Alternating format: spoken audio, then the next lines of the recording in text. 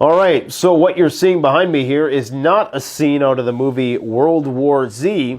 It's actually Incirlik military base inside of Turkey, where they harbor not only U.S. troops, but you guessed it, nuclear weapons. As a part of the 2009 nuclear sharing program, the United States distributed 100 tactical nukes throughout many countries in Europe. 5 countries to be exact: Turkey, Belgium, Germany, Netherlands, and Italy. Turkey was one of them, and as you know, there's a bitter acrimony between Turkey and Israel right now, and not only that, Turkey and many other NATO nations and pending NATO nations. And as a result of this, we can presume that it's only a matter of time before the United States withdraws these nuclear weapons from Turkey. And situations like this are not making relations any better, especially when Turkey has essentially declared or threatened to declare war against Israel if they don't improve their handling of the Palestinian situation. Now, most people think that's just political talk from Erdogan, who's trying to appease his voting base. But as you can see here, this is becoming a very precarious situation, and I can only imagine that it's only a matter of time before the U.S. wants to withdraw those nuclear weapons. Now, we got a ton of stuff to talk about today.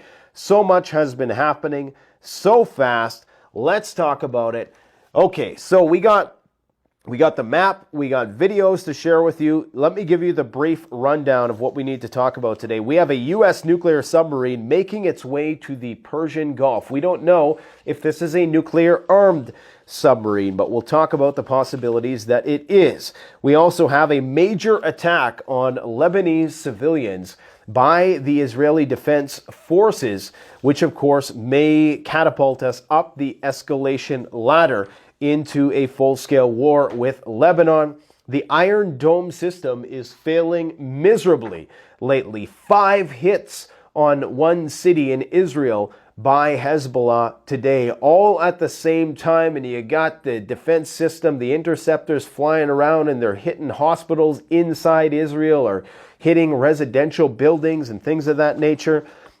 It's not looking good right now. We have a far-right minister in Israel relieved of his cabinet duties after calling for the use of nuclear weapons in the Gaza Strip. This is not the first time this has happened. There's been many people in the Israeli government calling for the use of nukes. We're going to talk about a hypothetical today. Would that even be practical? And what use would it have, especially for the subterranean component, how to take out the tunnels? We're going to show you some videos of some underground nuclear weapons testing, and you can be the judge as to whether or not you think that that will be executed at some point. We have the Dwight Eisenhower aircraft carrier heading to the Persian Gulf.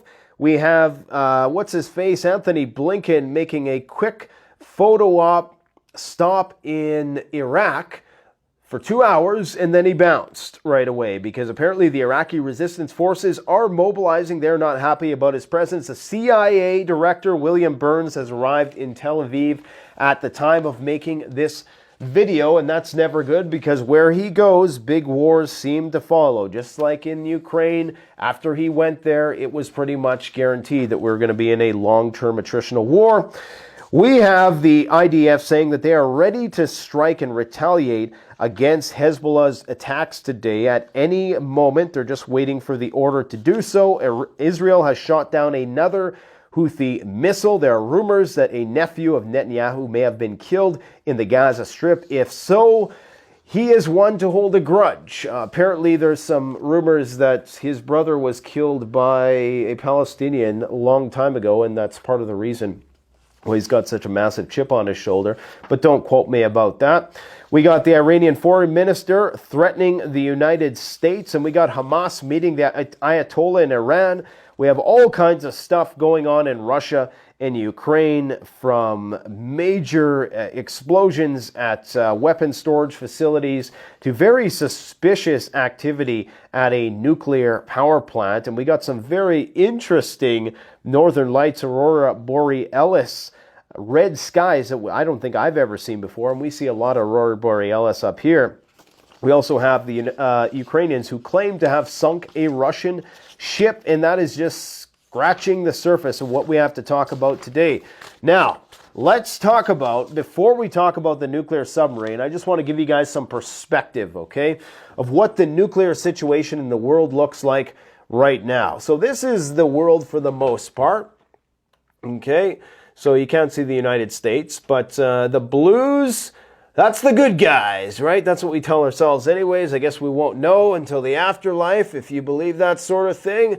Who are the good guys and who are the bad guys? Anyways, the blues, so we tell ourselves, are the good guys. The reds, the red menace, that's the axis of evil, as we call them. That's the bad guys. So this is a breakdown of nuclear nations, okay? So let's just go across the map here. So nuclear nations, the red guys. We got North Korea. We got China, who has a shit ton of nukes.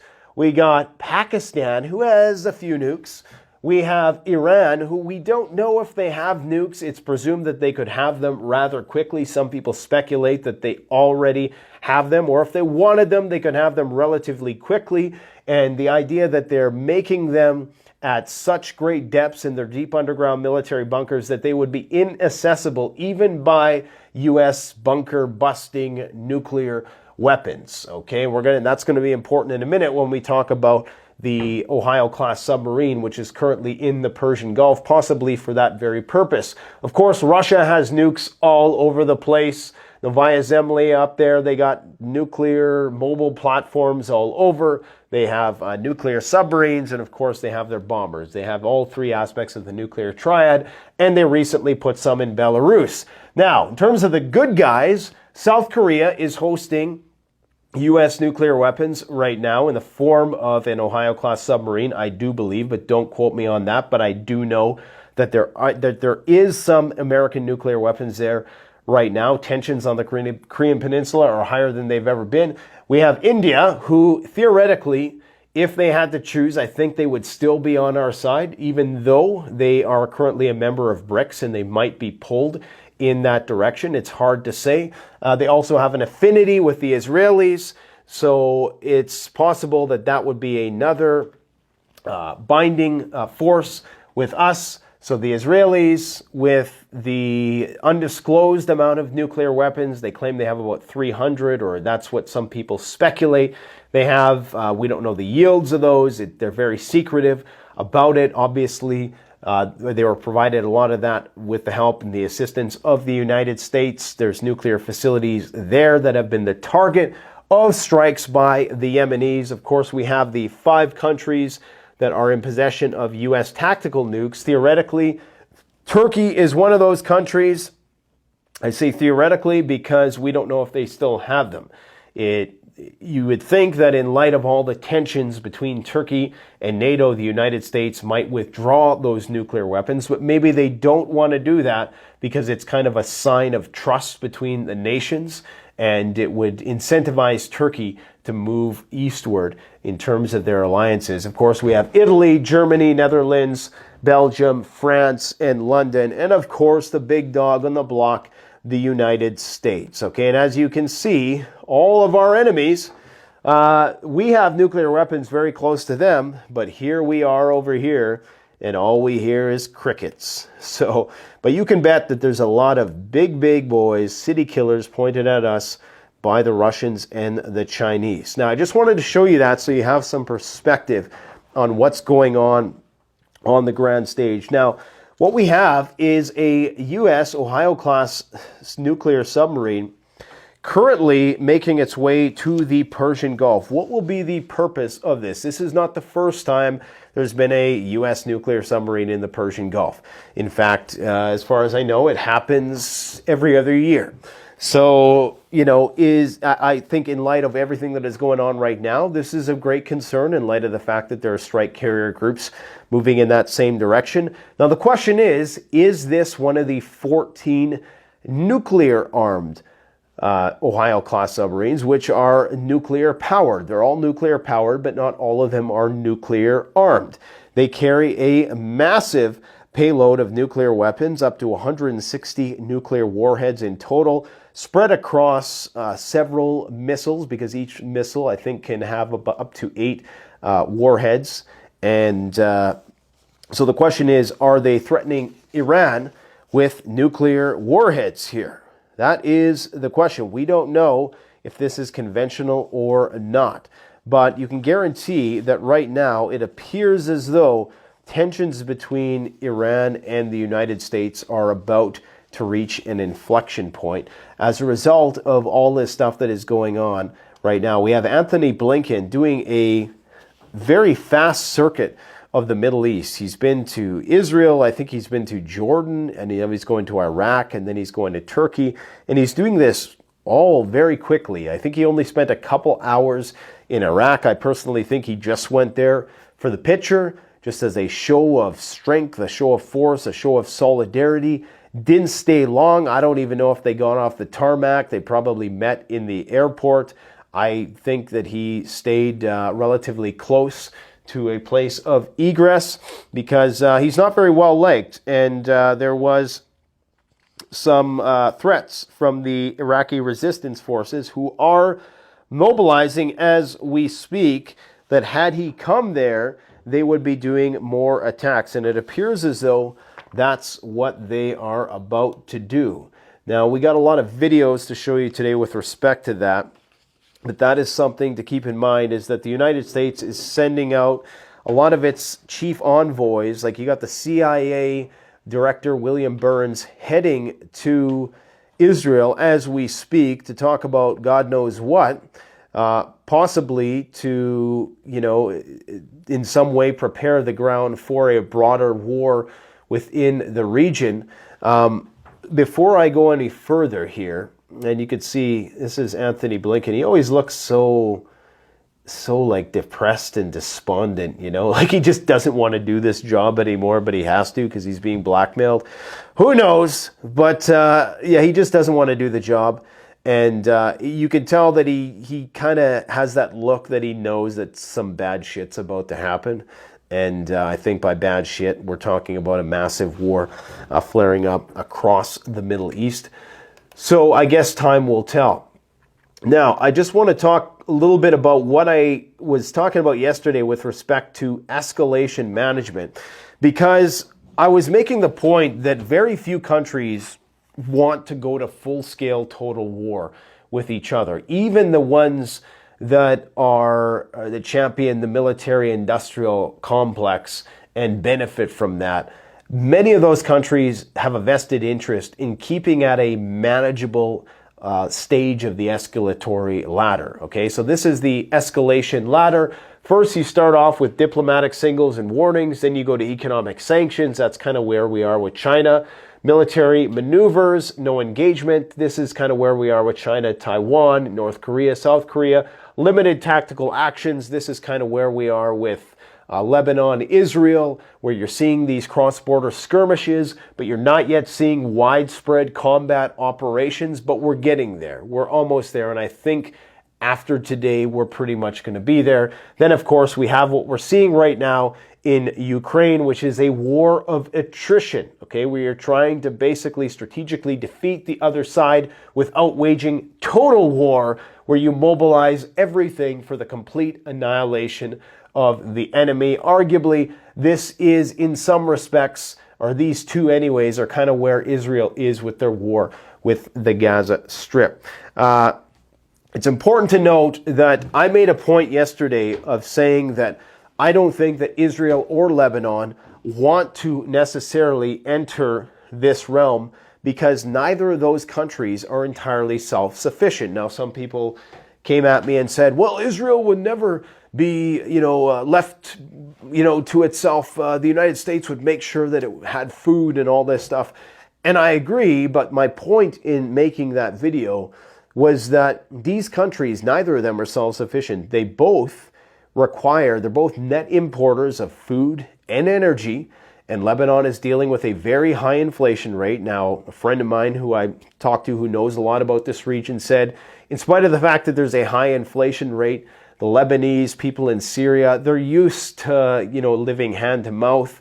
They're used to making do with a lot less, so they might be less fazed by that. You see that resilience with the Palestinian people in general. Would it be the case with Israelis, where they've been living a little bit higher on the hog, to have to reduce their standard of living as a result of the supply chain? And just remember that old saying what does it go? Amateurs talk about tactics, but professionals study logistics. So Nasrallah has to balance these things out. I'm talking about the leader of Hezbollah. If he's going to get in a full-scale war with Israel and likely the United States and all of these other countries that are currently right now staging in Cyprus right here, he has to consider the logistics component of this. There's a lot of people saying, well, why doesn't he just declare war? And, you know, because, well, for one, it's not always strategic to do so, okay? It's all about logistics. If they're not fully prepared to fight a war, then why would you, be goaded into fighting a conflict when you're not ready? You want to be the one who has the initiative. So I just wanted to clarify that because this horizontal escalation management that we're seeing right now with Hezbollah in Israel, I think is strategic. Could it take a turn for the worse? Are we going to enter the realm of widespread combat operations soon? I do think so.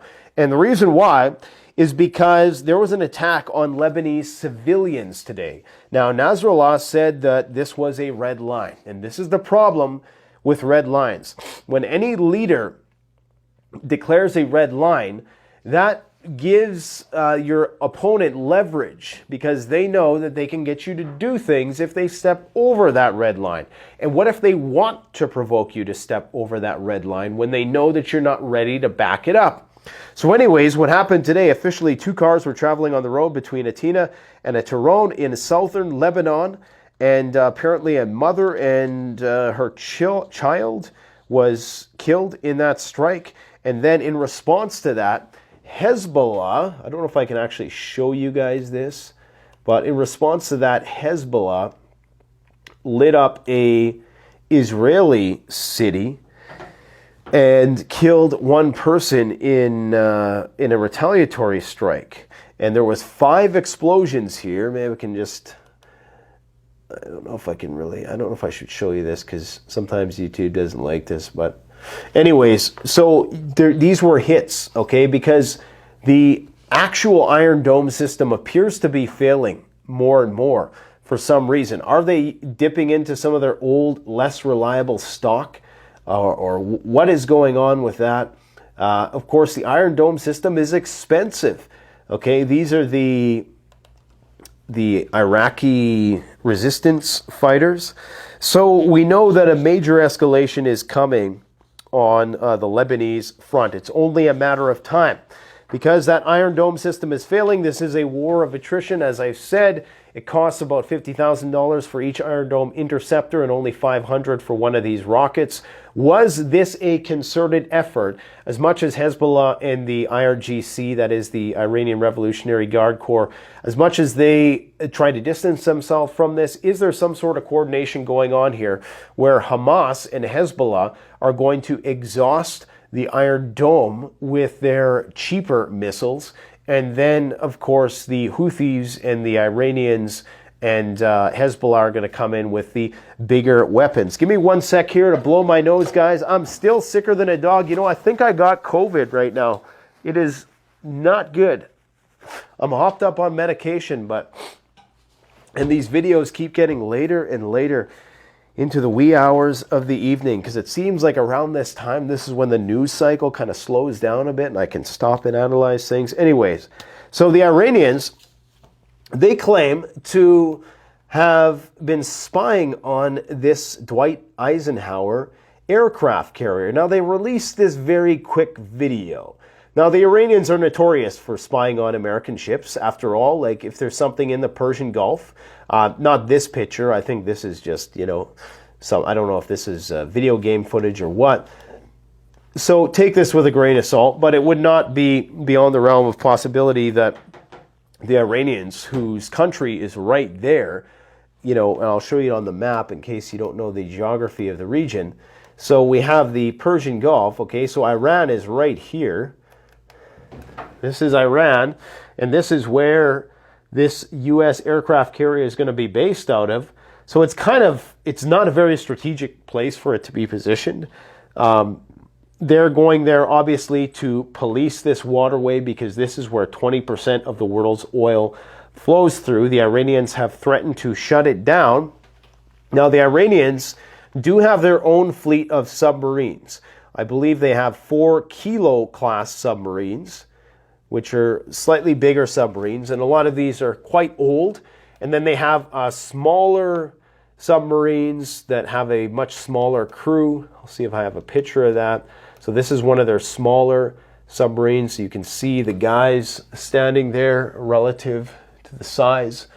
And these will be attack submarines. So these are the submarines that they would use, likely to attack the Ohio-class submarine, I presume. But don't quote me on that.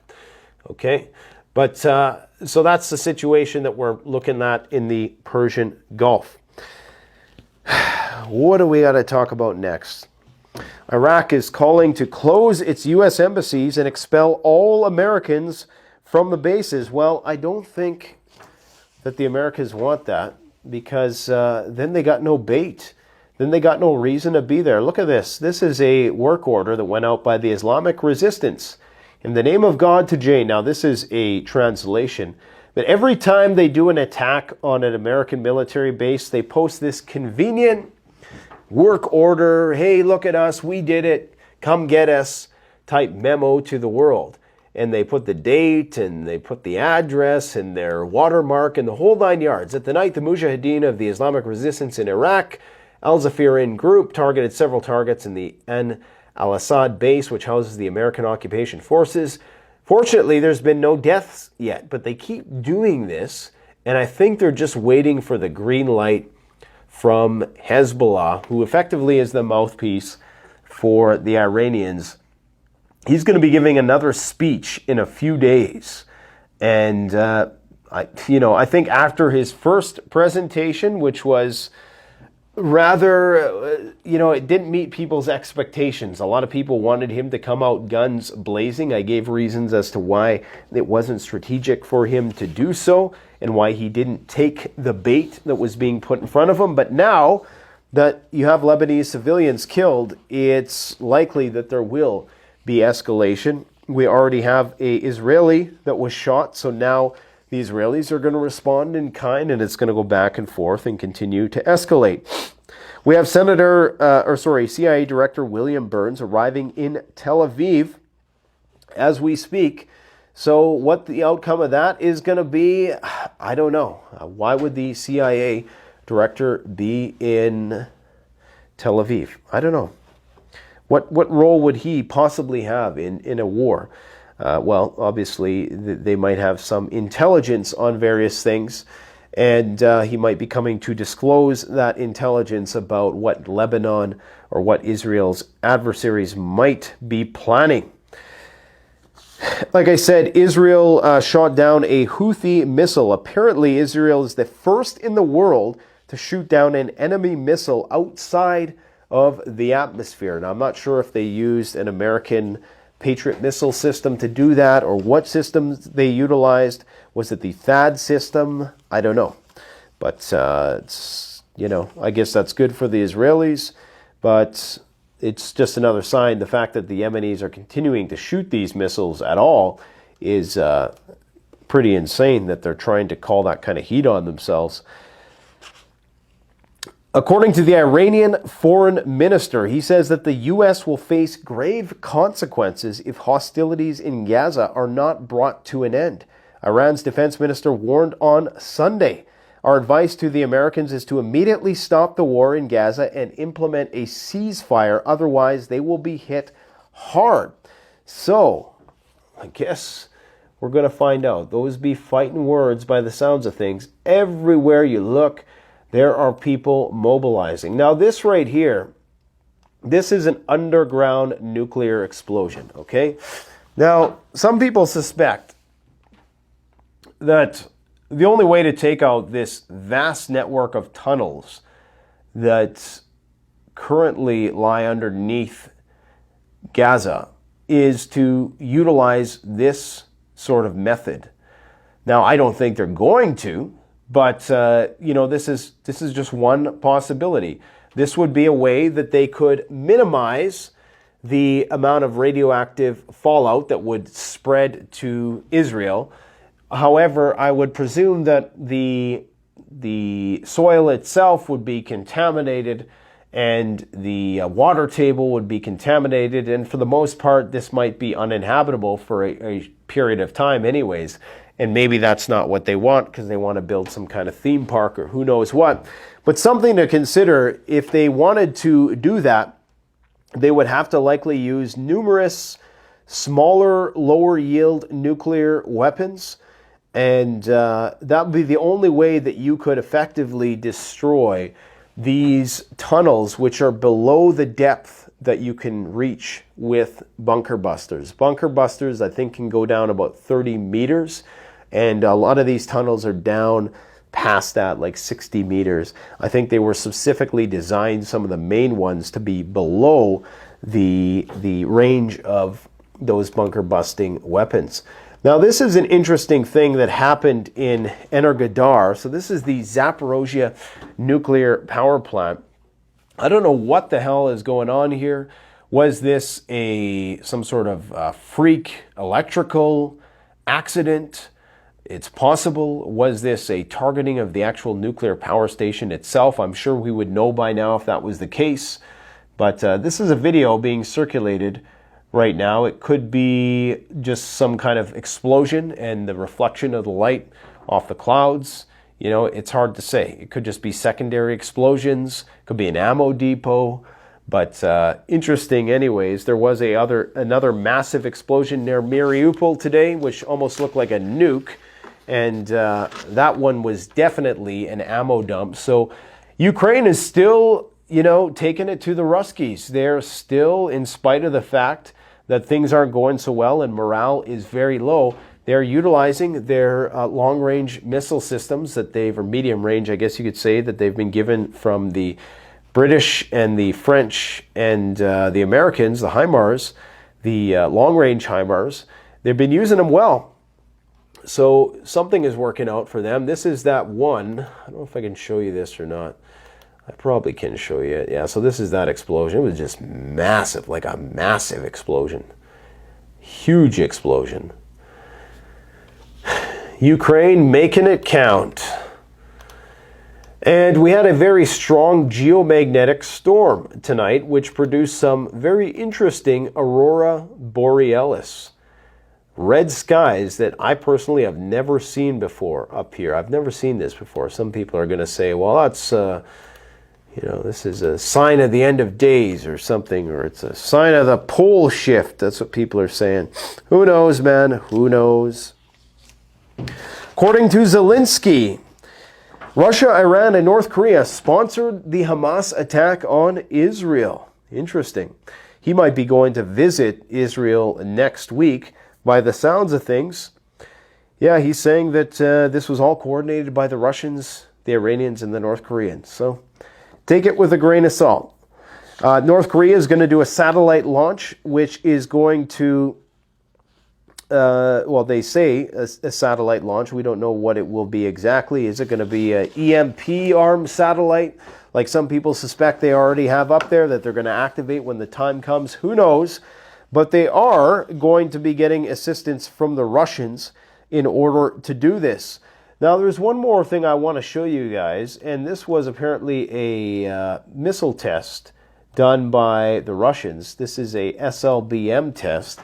Now, according to some sources, this test failed. We got a lot of nuke tests failing, both on the Russian and the American side recently, but this is an SLBM. That's what it would look like, guys, if we're looking at the end of the world. That's what they would shoot from their nuclear submarines. Apparently that test failed, so some people say. On November 5th, the American agency Reuters reported that the nuclear-powered strategic submarine cruiser Emperor Alexander III successfully completed a test launch of the mentioned SLBM as part of the final stage of the state test program before joining the Pacific Fleet of the Russian Navy. But some people are saying that the test didn't go well. I guess we'll never know. And Belarus is complaining about air violations. So they are saying that the the Poles have violated their airspace 5 times in the last month. So are we seeing tensions rise in that theater as well? That's all I got for you guys today. I hope this has been a brief crash course overview of the last 48 hours. I do suspect that things are going to continue to escalate as they have been, it seems, for the last 3 years, unfortunately. I'm starting to sweat here. I feel some sneezes coming on, so I think it's time for me to get a little bit of rest, but we're going to keep on keeping on because this is not a time to rest on our laurels, and this is definitely a time to keep on prepping, my friends. Thanks for watching. Don't forget to like, comment, subscribe. Canadian Prepper out.